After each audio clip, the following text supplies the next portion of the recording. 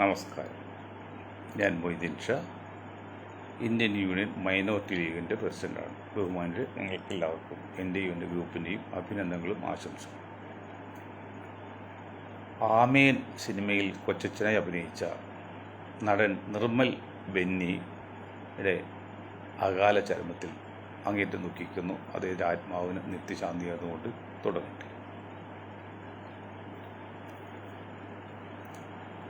ഞങ്ങൾ പല കാര്യത്തിലും മുസ്ലിം ലീഗിൻ്റെ വിമർശിക്കാറുണ്ട്. അതെന്ന് വെച്ചാൽ അവർ വളർച്ചയുടെ പോരായി കൊണ്ടാണ്, വളരെ വേണ്ടിയാണ് എന്ന് വിചാരിച്ച് തൊട്ടനും പിടിച്ചെല്ലാം മുസ്ലിം ലീഗിനെ തങ്ങളെയും തങ്ങന്മാരെയും ആക്ഷേപിക്കുക എന്നുള്ള മാന്യതയല്ല ചില കൂത്തികളെ. മലപ്പുറത്ത് നീരജയുടെ ഉൽപ്പന്നം അത് ചെത്തിയെടുക്കൽ ഉപകരണ വിതരണവും അതിൻ്റെ നീരജ ഉൽപ്പന്നമൊക്കെ വിതരണം ചെയ്ത് തങ്ങൾ കുടിച്ചുകൊണ്ട് ഉദ്ഘാടനം ചെയ്തു. അത് തെറ്റല്ലേ എന്ന് ഏത് കുബൂത്തിയുടെ ഒരു റിപ്പോർട്ട് കണ്ടു. ജയരാജൻ പറയുമ്പോൾ ഹറാമും തങ്ങൾ പറയുമ്പോൾ ഹലാലും എന്നൊക്കെ. ഇവിടെ നമ്മൾ മനസ്സിലാക്കേണ്ട കാര്യമുണ്ട് എൻ്റെ പൊന്നു സുഹൃത്തുക്കളെ. നീരജ തെങ്ങിൻ്റെ കുലയിൽ നിന്ന് നേരിട്ട് വരുന്ന, നേരിട്ട് ചെത്തി പാകപ്പെടുത്തി നേരിട്ട് വരുന്ന ആ ജലത്തിന് നമ്മൾ നീരജ എന്ന പേരിട്ട് കമ്പനി ഇറക്കുന്നുണ്ട്. അത് തികച്ചും ഹലാൽ എന്ന് പറഞ്ഞാൽ ശുദ്ധമായതാണ്. പിന്നെ എവിടെയാണ് അശുദ്ധി വരുന്നത്?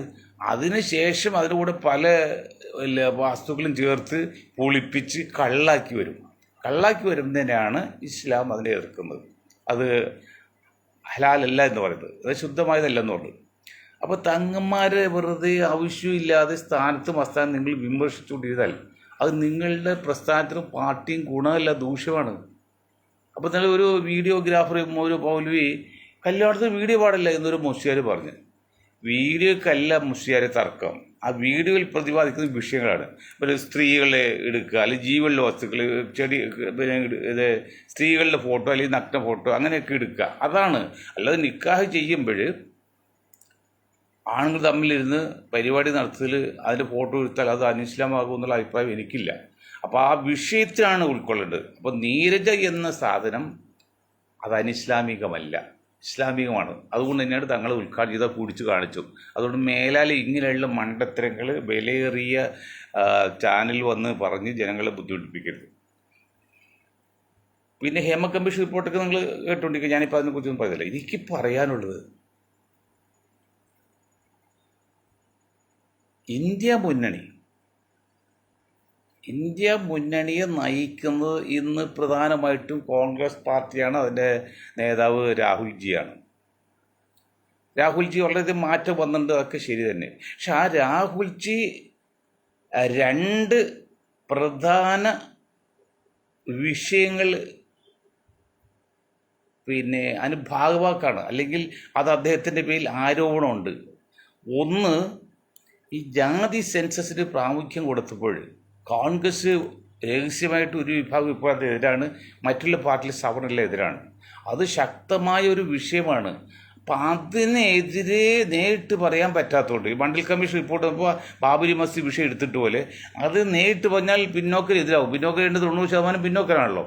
അപ്പോൾ എതിരായതുകൊണ്ട് ഒരു പാർട്ടിയും അതിനെ നേരിട്ട് എതിർക്കില്ല, മറിച്ച് അതിന് വേണ്ടി ബാധിക്കുന്ന പ്രമുഖ നേതാക്കളെ വ്യക്തിപരമായി ആക്ഷേപിക്കുകയും കുറ്റപ്പെടുത്തുകയും ചെയ്യും. ഉദാഹരണം രാഹുൽജിയുടെ രണ്ട് ആരോപണം വന്നിരിക്കുന്നത് ഒരു കത്തോലിക്ക സ്ത്രീയായിട്ട് വിവാഹം കഴിച്ചു, ഒരാൾ 2 കുട്ടിയിട്ടുന്നോ, ഒരെണ്ണം ഗർഭിണിയാണെന്നോ, അങ്ങനെയൊക്കെ ഒരു ആരോപണം വരുന്നുണ്ട്. അതൊക്കെ ഡോൺ കെയർ ആയിട്ട് വേണമെങ്കിൽ വിട്ടുകളയാം. പക്ഷെ അവിടെയുള്ള വിഷയം രാജാവിൻ്റെ അതായത് അങ്ങനെ വന്നാൽ ആൾക്കാരത് ദുർവ്യാഖ്യാനം ചെയ്യും.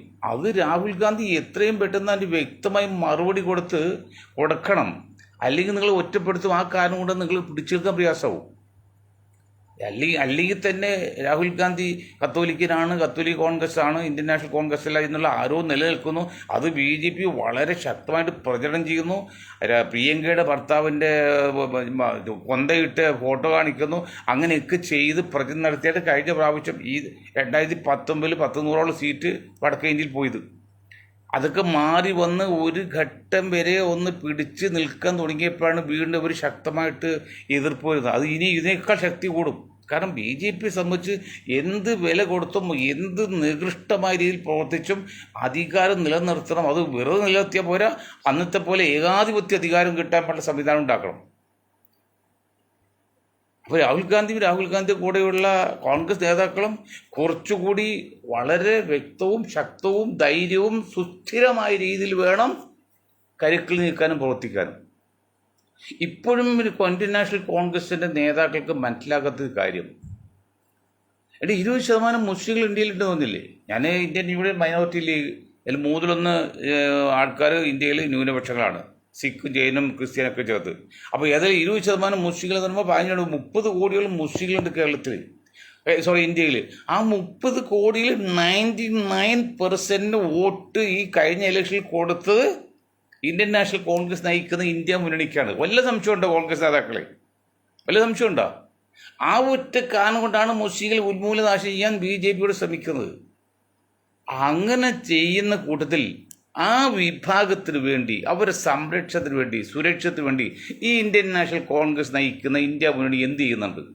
അവർക്ക് വേണ്ടി എന്താണ് നിങ്ങൾ വാദിക്കുന്നത്? എന്താണ് ചെയ്യുന്നത്? രാഹുൽ ഗാന്ധിയോ പ്രിയങ്ക ഗാന്ധിയോ സോണിയാഗാന്ധി വിട്ടുകളയാ പോട്ടെ, നിങ്ങൾ എന്തെങ്കിലും ചെയ്യുന്നുണ്ടോ? ഇപ്പോൾ ആസാമിൽ 40% മുസ്ലിങ്ങളാണുള്ളത്, 60% ഹിന്ദുക്കൾ. അങ്ങനെയുള്ള ആസാമിൽ വർഷങ്ങൾക്ക് മുൻപ് ഒരു മുസ്ലിം നേതാവ്, ഞാൻ പലവാചം പറഞ്ഞാണ്, ഒരു മുസ്ലിം നേതാവ് ഒരു പാർട്ടി ഉണ്ടാക്കി. മുസ്ലിം പാർട്ടിയല്ല, അത് നയിക്കുന്ന ആളൊരു മുസ്ലിമാ മാത്രമേ ഉള്ളൂ. എന്നിട്ട് മുന്നണി ചേർക്കാൻ തോന്നി. മുന്നണി ചേർക്കാന്ന് പറഞ്ഞപ്പോൾ അന്നത്തെ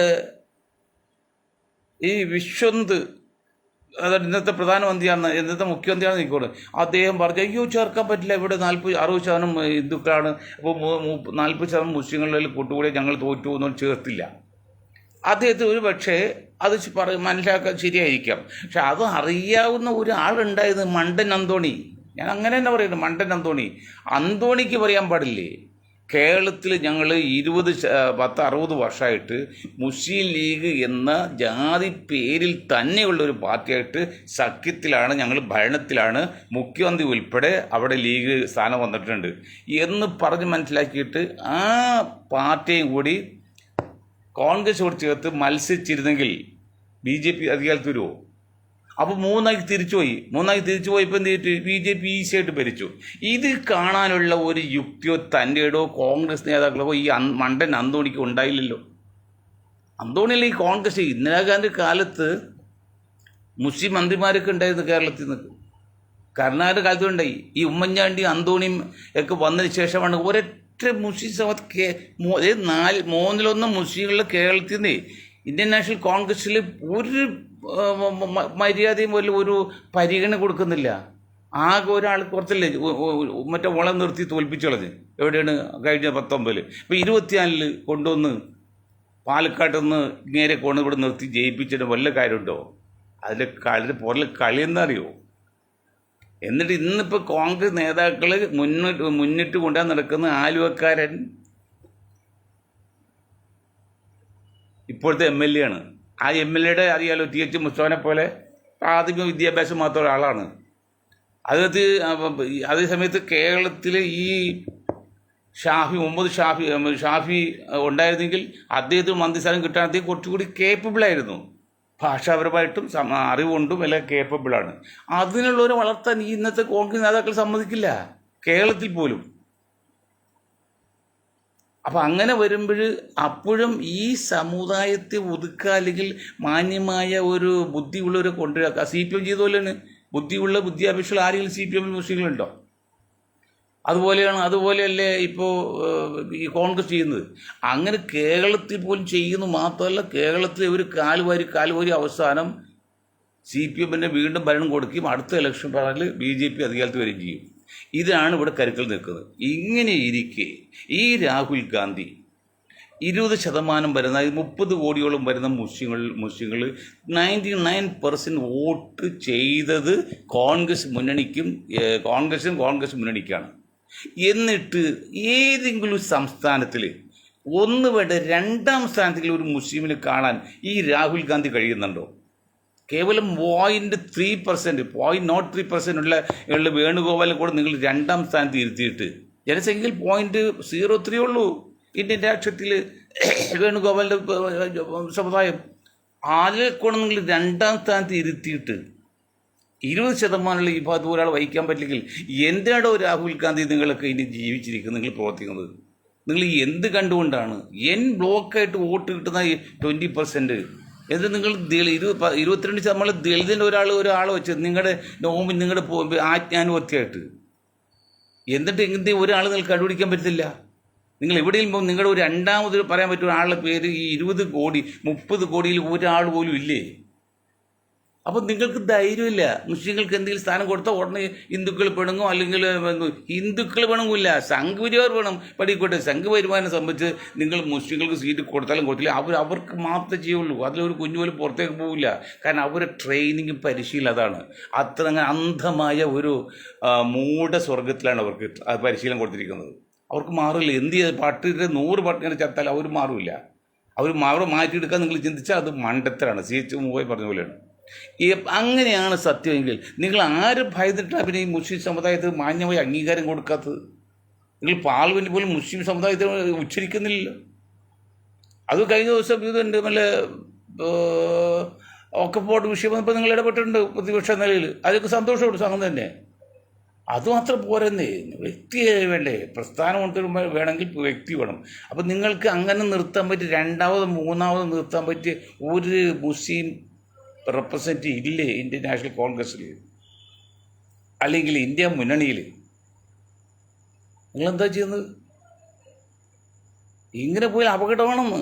കാരണം ഇപ്പം തന്നെ മഹാരാഷ്ട്രയിൽ BJP കരുക്കൾ നീക്കി നമ്മുടെ ഇയാൾ ശിവസേനയിൽ ഇപ്പോൾ നിൽക്കുന്ന മുന്നണിയിൽ നിൽക്കുന്ന ആളിപ്പോൾ അല്പം പിണങ്ങി തോന്നിയിട്ടുണ്ട്.